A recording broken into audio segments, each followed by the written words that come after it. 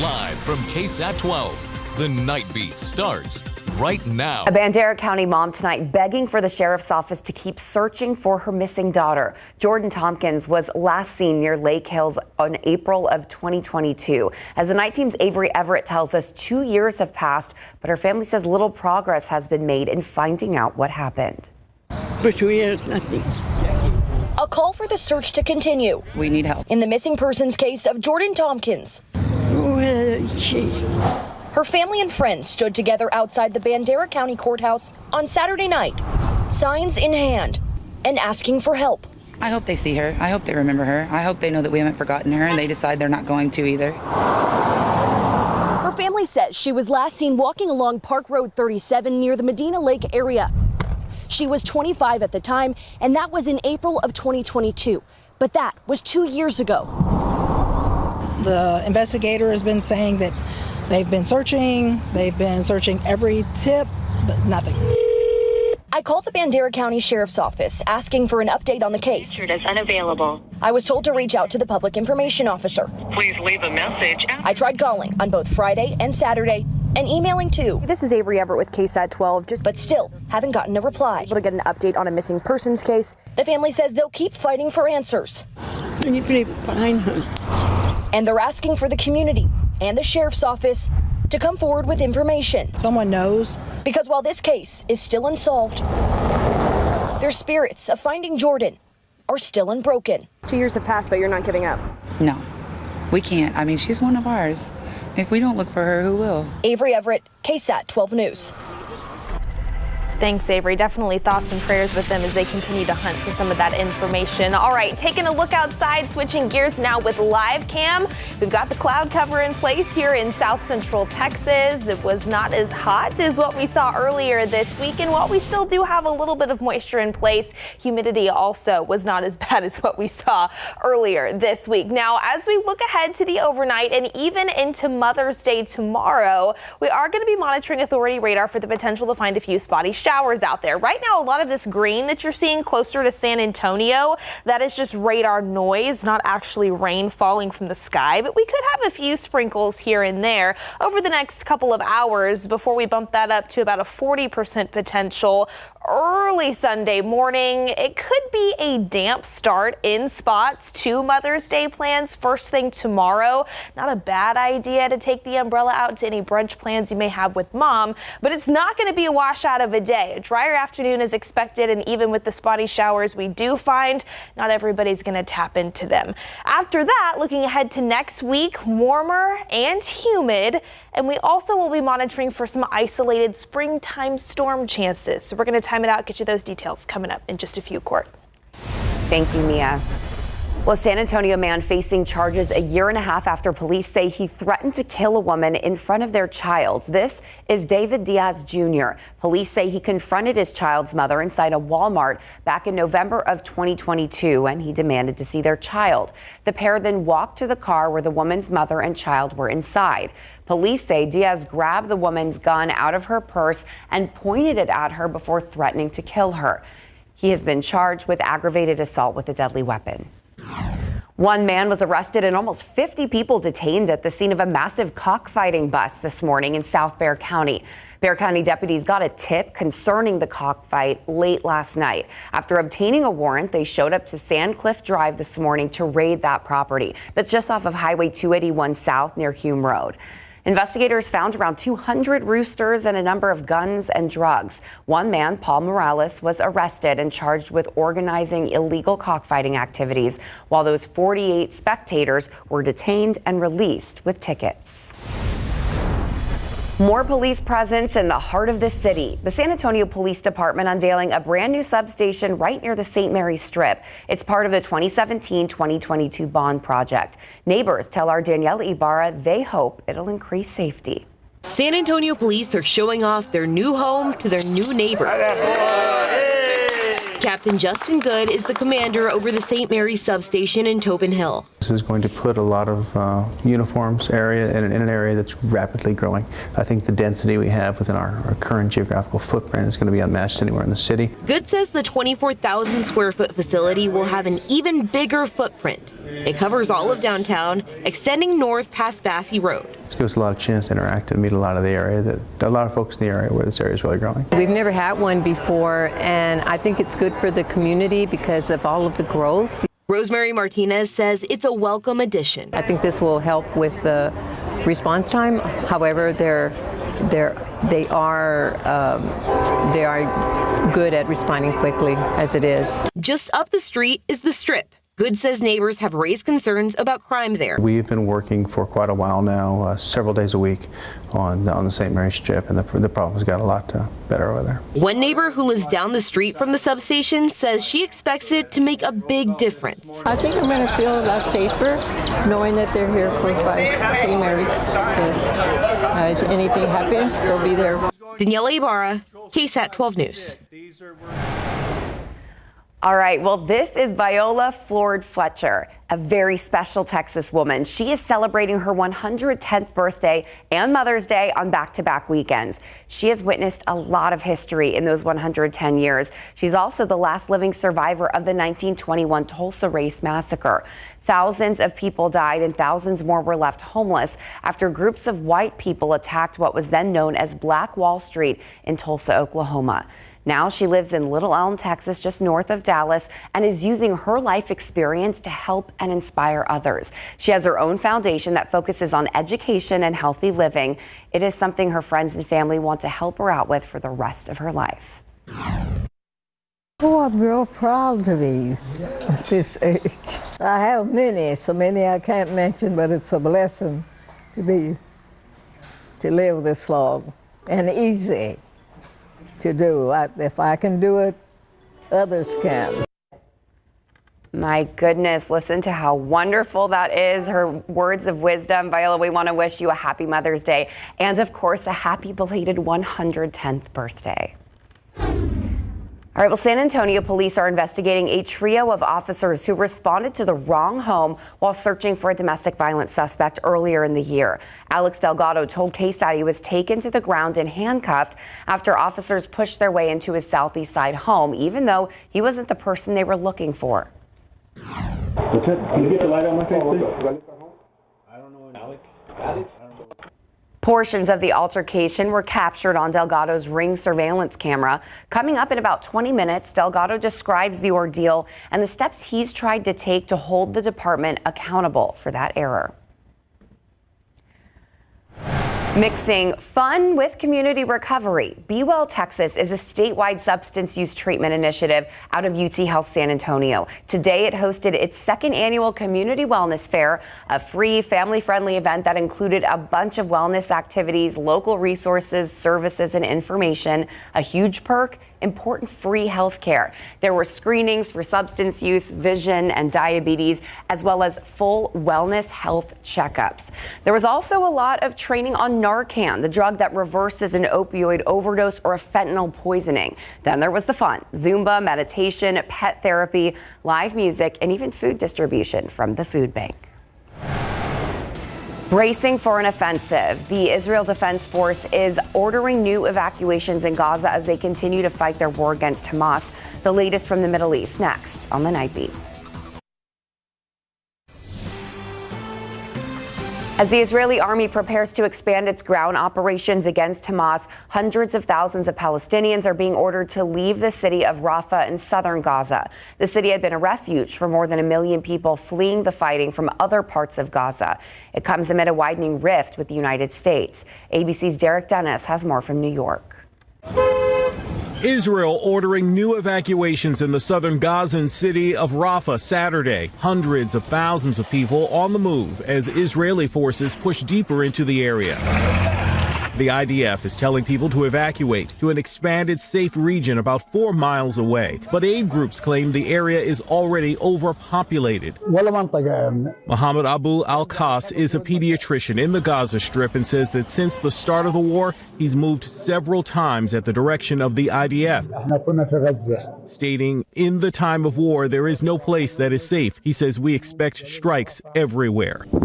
Local authorities say more than a dozen Palestinians were killed today in IDF air and artillery strikes on neighborhoods in East and West Rafah. The Hamas-run Gaza Health Ministry adding that the war has claimed nearly 35,000 Palestinian lives since the October 7th conflict began. And as the war in Gaza enters a new phase, aid groups say the humanitarian situation there is only getting worse.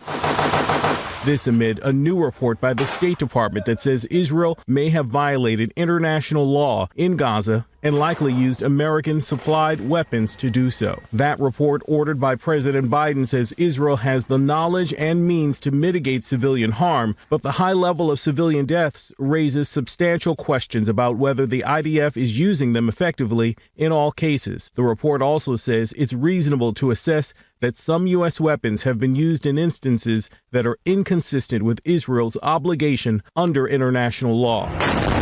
But it adds more information is needed and details are hard to assess given the conflict with Hamas, also accusing Israel of lacking transparency. Israel's military action defying President Biden, who has withheld weapons and says the U.S. cannot support the push into Rafah. Derek Dennis, ABC News, New York. Back here at home, foster kids in Texas need your help. We know fostering and adopting is a huge commitment, so we want you to know everything about the process before you start. KSAT Community hosting a phone bank on Monday just for that. SJRC Texas and Belong will be here to help you out too. You will be able to donate financially if you want to help in that way. That phone bank is in 2 days, rather Tuesday, May 14th. That's Tuesday, May 14th from noon to 7. All right, Court, we cannot let the day go by without talking about what, frankly, very well may have been a once-in-a-lifetime opportunity for South Central Texas last night. I feel like we should be talking about it all day. Right? All night. All I've been doing today is refreshing KSAT Connect, and I feel like every time I do, I see more photos than have been uploaded from the Aurora Borealis that we saw last night. And what was incredible, it's not just up in the hill country where you know things we typically see more phenomenon there. This is all over the country. I know. Too. So yes, parts of San Antonio were able to see it. You had the better chances away from city lights where we didn't have light pollution and things like that. And honestly, a lot of people were able to see it with their phone cameras. You take a photo with the long exposure. We were doing some research. It's because phone cameras have like really high sensitivity to light. It was pretty fascinating. But you asked me a question earlier in the newsroom. I'm super honored that it really prompted Mia to do some scientific research. What I had asked was, a lot of the times we think of Aurora Borealis, we think of the green lights and those colors, but this is all pink and purple that we're seeing. So what did you find out? Yep, I did some research and this is what we found. So basically the color depends on how much oxygen or nitrogen is found in the layer of the atmosphere that we found the glow, the Aurora Borealis. And so the pink color is actually higher up in the sky where there's less oxygen. And because we're at latitudes that are farther south, we were looking higher at the Aurora Borealis. So that's why it was pink. But the farther north that you go, where you typically see it, it was green. Wow, that makes sense. Look at that. We learned a whole lot today and last night. And thank you to everybody that sent in your KSAT Connect photos too. They have been incredible to see. So I want to talk a little bit about the geomagnetic storm that sparked this for us. The reason why us here in South Central Texas, across parts of the Lone Star State, and even the country, were able to see the Aurora Borealis last night. By the way, it's possible that some areas see it again tonight, but we've got more cloud cover here in San Antonio, so don't have as great of chances. Basically, what happened was a sunspot recently released magnetic fields and plasma towards Earth. All of those coming together, creating this geomagnetic storm. It actually is the strongest one that we've seen since October of 2003. So over 20 years since we've seen a storm of this magnitude. Now, it does have possible impacts to things like radio communications, navigation, additional systems, things like that. And of course, one of the cooler things, the auroras can be seen farther south than usual, which is why our area, or at least parts of it, were able to pick up on some of those photos last night. So very, very cool to witness. Again, we've got more cloud cover in place right now, so not as great of a chance to see that this Saturday night. Temperature sitting at 70 degrees, dew point of 62, so a little bit higher than where we were this time yesterday. More humidity works in tomorrow. And along with that, in this area of low pressure moving eastward into our Mother's Day, some spotty rain chances are in the forecast tonight and throughout the first half of the day tomorrow. So let's talk about that. You can see more of the activity across the DFW area, far east Texas, near Houston and Beaumont this hour. Watch what happens though on your futurecast as we advance this on in time. By midnight tonight, we start to see an uptick of some of that spotty shower activity. Maybe an isolated storm possible, especially out west closer to the Rio Grande into the early morning hours of our Sunday. But really, for the most part, what we're looking to find is pretty light rain. Don't expect much in terms of rainfall totals, under a tenth of an inch, maybe a few hundredths of an inch if you do tap into this activity. Tomorrow morning, still a 40% potential at 7 a.m. for some spotty light showers. It could be a damp start to the day in spots, but still keep your plans with mom. But if you're stepping out for brunch or anything like that, not a bad idea to take the umbrella out with you. By lunchtime, though, already trending drier into the afternoon. Mostly cloudy skies, and we'll just keep a 20% potential for an isolated shower in the forecast. Let's talk about your temperatures for tomorrow. So upper 60s, low 70s expected by wake up time to kick off the day. Here's your KSAT 12-hour forecast. Again, more clouds in store with a few lingering showers into the morning hours. 75 degrees at noon, high temperature topping off in the mid to upper 80s here in town. I think especially south of Highway 90 could be a little bit warmer with high temperatures near 90. And then, of course, the farther north that you go, low 80s possible there. Looking ahead to next week, temperatures quickly warming Monday and into Tuesday. We also have some isolated storm chances in the forecast at times. So we're going to detail that setup a little bit more coming in the next half hour. Get you those details as those temperatures really start to rise again. All right. Thank you, Mia. Well, Nick is in with sports today. And Nick, seeing social media blow up with Wemby and his Rookie of the Year trophy and the way that he handles those press conferences, it's just incredible. He's only like 20 years old, but he's a pro. It's amazing. We were there for that full ceremony. It was a fun afternoon for not just Victor Wembanyama, who spent some time with some fun fans as well, taking questions about his milestone. We're going to speaking of NBA and NBA basketball as well. The Dallas Mavericks made a playoff crowd pretty happy at home. We'll tell you why when we come back.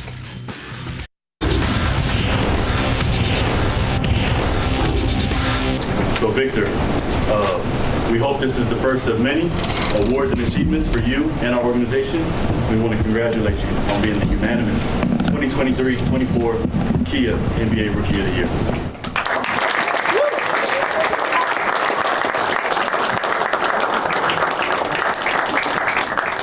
Victor Wembanyama got his Rookie of the Year trophy. Next on Big Board Sports. Well, it was a fun day for Victor Wembanyama, who received his 2023-2024 Kia NBA Rookie of the Year trophy at the Scobie Education Center and Planetarium. A young San Antonio Spurs fans got to sit with Wemby and other Spurs players, and as the Planetarium played a highlight montage of Wemby's rookie year. And afterward, during his press conference, he reflected on his first season while loving getting to celebrate this moment with the fans. You know, this is one of the representations of our, progression throughout the year and the efforts we all made on the court. And, receiving this trophy here with fans, with kids, and, everyone happy to be there. It's also a good feel for me and a good representation of the love that we felt throughout the whole year. And to me, this is the right way to receive it. Well, after receiving the award, they played the video that Wemby wrote thanking all of the San Antonio for his support in his rookie season, to which Wemby said was a big part of him feeling very comfortable in his new home. To me, it's always important to recognize each other's greatness and, value. So, yeah, I mean, this is not enough. This is barely something. So I want to keep the momentum going and let everybody know that they're part of the family and they're part of the, the story. I believe in them, the fans, my teammates, the staff. I believe in them as much as they believe, I think they believe in me. So to me, it's not only important to know it, but also to show it. As for what's next for Wemby, he plans to start training for the upcoming Summer Olympics in Paris, where he'll sure to be a main fixture in France's display of his exports to the rest of the world. Well, sticking with the NBA, the Dallas Mavericks were hosting the Oklahoma City Thunder in Game 3 of their Western Conference semifinal series this afternoon. Now, it was a back-and-forth battle through most of this one as Chet Holmgren gets the huge block. He finished with 4 blocks on the day, setting up the transition offense for Shai Gilgeous-Alexander. Driving with the left, stop and pops for 2 of his game-high 31 points. In the second half, though, the Mavs went on a run. P.J. Washington with the transition slam. He had a team-high 27 points. And Luka Doncic doing what Luka does, up and over for the bucket. He messed around and had a double-double with 22 points and 15 rebounds. And when you need a dagger, you go to Kyrie Irving. The lefty floater seals it. Now, the Mavs would win it with a full team effort, 105-101. They now lead the series 2-1. Well, it was Military Appreciation Night over at Toyota Field. San Antonio FC and the guys were wearing these Army green kits. Military USA written right up there on the back collar. Pretty cool. SAFC hosting the Las Vegas Lights FC in its stoppage time in the first half. Getting into the attacking zone, pass over to Machop Chol, who sneaks it in the bottom left corner, taking a 1-0 lead into the break. But Vegas would tie it up to get the draw in this one, ending in a 1-1 tie. So pretty cool night for SAFC with the military uniforms. I love those shirts. How special just for San Antonio. It was pretty awesome. It was pretty cool. Yeah. Well, thanks for showing us that, Nick. Yeah. And we'll be right back after this break. San Antonio police take a man to the ground inside his home and handcuff him, only to soon realize they're in the wrong house. It's like the people you rely on to protect you and keep you safe, they're not the people that you can rely on anymore. KSAT investigates this case of mistaken identity and the victim's ongoing frustration with the department. Here's Dylan Collier. We don't usually have guests or anybody coming over that late. Alex Delgado and his girlfriend were not expecting visitors at their Southeast Side home in late February when 3 San Antonio police officers appeared at their door after 9 o'clock. Portions of the encounter captured on Delgado's Ring doorbell camera. I got a call. Somebody broke into your garage. Probationary officers Rogelio Guillen and Serena Rodriguez and Officer Bless Aker, seen shining a light in Delgado's eyes, were searching for a man with a domestic violence warrant who may have broken into a garage. The atmosphere is calm. I'm relaxed. I'm answering questions. I'm being compliant. Can you get the light on my face, please? The situation quickly escalated and spilled from Delgado's entryway into his home. He says the 2 male officers grabbed his arms. And then Aker, he kicks my legs from underneath me. I fall, I land on both my knees, and I'm on my hands. Delgado suffered a bruised arm and a cut and swelling to one of his knees. Surveillance video shows Delgado being led from the home in handcuffs, Guillen holding a gun that was on Delgado when he was detained. Once outside, officers determined they were supposed to respond to the home next door and release Delgado without even taking a statement. Delgado said the officers' actions, particularly those from Aker, were out of line. This guy is to me, he's deranged. He's out of his mind. He's out of control. Getting SAPD's version of what happened has been no easy feat. The department confirmed Guillen and Rodriguez are recent graduates of the academy and still probationary officers. None of the 3 have any disciplinary files on record. SAPD blocked the release of 911 audio from that night, as well as body and dashboard camera footage. After KSAT asked for a copy of any use of force reports from the incident, we were told no responsive documents exist. They didn't apologize at all. I didn't expect them to basically attack me. For KSAT Investigates, I'm Dylan Collier. The department's Internal Affairs Division is investigating the officer's actions. A department spokesperson tells KSAT nothing that was reported at the time of the incident met the criteria of a use of force. Delgado said he recently installed additional surveillance cameras on his property because he no longer feels safe from the police. A new rule limiting excessive credit card late fees that was set to take effect Tuesday has been put on hold. A federal judge temporarily blocked the U.S. government's attempt to ban credit card late fees of more than $8 a month. U.S. District Judge Mark T. Pittman sided with bank lobbyists. They had challenged the legality of the cap in a lawsuit, saying the policy is unconstitutional. The preliminary injunction will allow lobbyists' legal battle to play out in court. Did you know that Mission San Jose was once used to help people escape slavery in the South? Jesse DeGollado has the untold history of Mission San Jose next on the Nightbeat.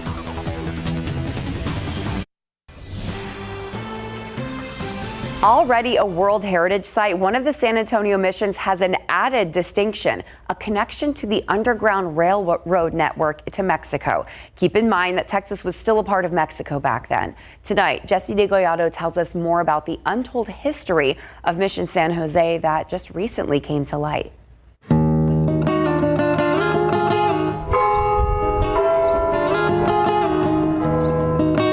Little do many know, the venerable Queen of San Antonio's missions played a role in the flight of freedom seekers fleeing slavery in the South. I think it changes a lot about what we think about the missions, not just about the missions, but this larger picture of what enslavement was like in San Antonio. A city described in an article as a city of blood, chivalry, followed by a common racial slur, and there met with aid and comfort.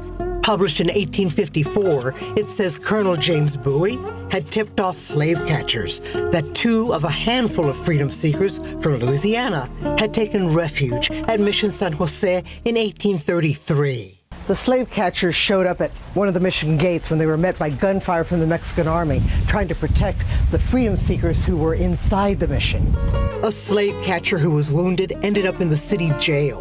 As the article says, a chained inmate in the old calaboose of San Antonio. Tourists here told of the incident nearly 200 years ago. I think it was very brave that they wanted to protect them. The soldiers here that day were enforcing Mexico's outlawing of slavery. Besides, Mission San Jose was a sacred place that offered freedom seekers sanctuary. Empathetic, compassionate people who took them in and helped them. Mission San Jose also was mentioned in an 1859 advertisement, offering up to $200 for the capture of two freedom seekers. It says there they had some acquaintance with Mexicans who could help them off to Mexico. Both accounts are part of the reason why the National Park Service has recognized Mission San Jose and its role in the network to freedom and the Underground Railroad. Freedom seeking and resistance to slavery through escape and flight. Here and perhaps at other missions as well. We're just now scratching the surface on the history of freedom seekers in San Antonio. Jesse DeGollado, KSAT 12 News. All right, let's switch gears and head back outside with live cam tonight. Again, we've still got the cloud cover in place, and tomorrow is going to start off a bit cloudy as well. And over the next couple of hours, we're going to be monitoring for a slight uptick in some spotty light showers to develop out there on Authority radar. So we'll keep eyes on that. A quick look, though, at the almanac data for today. Started off near 70 degrees officially here in San Antonio. 69 was the low temperature. 86 was the high, somewhat seasonable for this time of year. 85 is our average high. Check out the records, though. 100 degrees set back in 1967. Our record low for today was 47 that was set back in 1981. As we take a look at highs across the region, not too much of a variation. It was 81 in New Braunfels, a little bit cooler in Rock Springs at 79. But as you went farther south down I-35, it was 88 in Cotulla and 90 degrees in Laredo. We're going to be nearing 90 on Monday, climbing into the low 90s on Tuesday, but then back down into the mid to upper 80s by the middle to later portions of the upcoming week. Also do have some isolated storm chances to talk about by that time frame as well. So we'll get you all those details, plus another look at your Mother's Day forecast coming up in just a bit. There home and business sits on a tract of land approved by the city. Now, one letter is leading to numerous citations. How did the city become aware of potential problems on a property with council-approved zoning? Turns out that is quite a tale. KSAT investigates the criminal past of the disgraced former city official behind the letter and the developer who hired him. It's apparent to all of us what's going on. KSAT's investigation, including the developer's denial of involvement, is streaming now. It felt great outside tonight. I was outside in a blazer thinking, just because of our experience, I'll say the last week or so, it should have been a terrible idea, but it's actually like breezy and felt really good out there. It wasn't too bad. Yes. Humidity not nearly as oppressive as it was earlier this week. So we'll definitely take those small wins where we can get them as we move through the second half of the spring season and we know what's right around the corner. But yes, we had a brief break in some of the humidity yesterday, and for the most part, even today, it was a little breezy. Winds have now shifted back in from the southeast, which unfortunately is going to allow for more Gulf moisture to work in for your Mother's Day. But take a look at some of those peak wind gusts across South Texas. 25-mile-per-hour peak wind gusts recorded here in San Antonio, a little bit higher over in Hondo, 28 miles per hour. 21 out east in Gonzales, same over in Rock Springs. Now, right now, winds have started to calm down ever so slightly. Still have a little bit of a breeze out there, but as we look ahead to your Sunday, not nearly as breezy. Winds out of the southeast, but just at about 5 to 10 miles per hour sustained. Other than that, the big story is going to be the potential to see a damp morning in spots. 40% chance for some lingering spotty showers first thing tomorrow. Upper 60s out there on the thermometer to kickstart the day, but a drier afternoon is expected. So it's not going to be a washout by any means. 75 degrees for lunchtime plans with Mom. High temperatures topping off in the mid 80s here in town, potentially some upper 80s nearing 90 the farther south that you go. Talked about the potential for, yes, some spotty showers and uptick in that activity over the next couple of hours. Notice here on your futurecast by midnight, it is possible that we start to see some showers develop, especially west of the I-35 corridor. That could fill in a little bit more across a good chunk of South Texas. Again, unfortunately, not everybody is going to tap into this light rain. And even for those that do, it is going to be pretty light out there, not amounting to a ton. As we look ahead to your Sunday, though, really into the afternoon, drying things out, just an isolated 20% chance for a lingering shower throughout the second half of the day. Temperatures right now in the 70s for most of us. Still a bit warmer, though, out west in Del Rio, the exception at 83. We've cooled down a little bit more efficiently across portions of the hill country, 67 in Fredericksburg as well as Kerrville. But take a look at the big picture across the lower 48. 54 degrees in Denver. Same just up the road in Casper, Wyoming. It's 50 in Caribou, Maine. 51 in Cleveland. That's where we've seen a cool front move through. Some of that cooler air moving in on the backside, all thanks to this area of low pressure that's sparking some scattered rain and storms across the New England states. As we advance this on in time, that low pressure system exits to the east, moves into the Atlantic. We're monitoring this second low pressure system. It's going to be moving into the Texas Panhandle area tomorrow. And again, that's what could help spark some of that spotty shower activity first thing tomorrow morning. But then watch as we head into our Monday, that's going to start moving into parts of the upper Midwest. Still about a 30% potential for a few isolated storms on Monday. Not completely ruled out. And by the way, if we do find that, some of those storms could sit on the strong to severe side. So that's something we will be monitoring to kickstart the upcoming work week on Monday. Into Tuesday, we catch a little bit of a break. Partly cloudy skies, no storm chance then. But then another area of low pressure moves into the desert southwest, starts to allow for some more pieces of upper level energy to stream into the Lone Star State. So we've got a 30% chance for a few more isolated thunderstorms Wednesday and into Thursday. And it's possible later next week that we see a weak cool front move in Thursday and into Friday. So this is a look at what those rain chances look like into next week. Again, for the most part, just on an isolated chance each day. But we'll definitely take anything that we can get. Latest drought monitor update that was released last Thursday. And we still have extreme drought across the hill country. Severe drought out west down Highway 90 and near the Rio Grande. So we need more rain, and at least we do have some isolated chances in the days ahead. Of course, those temperatures warming back up, nearing 90 on Monday, possibly low 90s as we head into Tuesday. Courtney. We'll take those rain chances. Absolutely. Thank you, Mia. All right, Nick, it was a big day for the tallest man in San Antonio. That is a perfect way to put that, Courtney. Victor Wembanyama had an absolutely amazing day, receiving his Rookie of the Year trophy this afternoon. We were there. We're going to let you know what he said about it. Plus, the Texas Longhorns softball team was looking to win the Big 12 tournament championship game tonight. Highlights right after the break.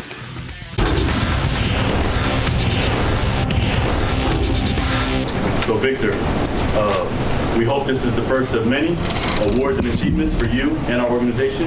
We want to congratulate you on being the unanimous 2023-24 Kia NBA Rookie of the Year.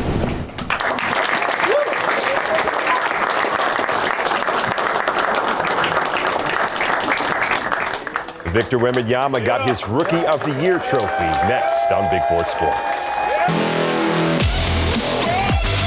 Well, today was trophy day for Victor Wembanyama, who received his 2023-2024 Kia NBA Rookie of the Year trophy over at the Scobie Education Center and Planetarium. Young San Antonio Spurs fans got to sit with Wemby and other Spurs players as the Planetarium played a highlight montage of Wemby's rookie year. And afterward, during his press conference, he reflected on his first season while loving getting to celebrate this moment with the fans. You know, this is one of the representations of our, progression throughout the year and the efforts we all made on the court. And, receiving this trophy here with fans, with kids, and, everyone happy to be there. It's also a good feel for me and a good representation of the love that we felt throughout the whole year. And to me, this is the right way to receive it. Well, after receiving the award, they played the video that Wemby wrote thanking all of San Antonio for his support in his rookie season. From the support staff to the dedicated fans, he now hopes to represent his home country, France, in the upcoming Summer Olympics.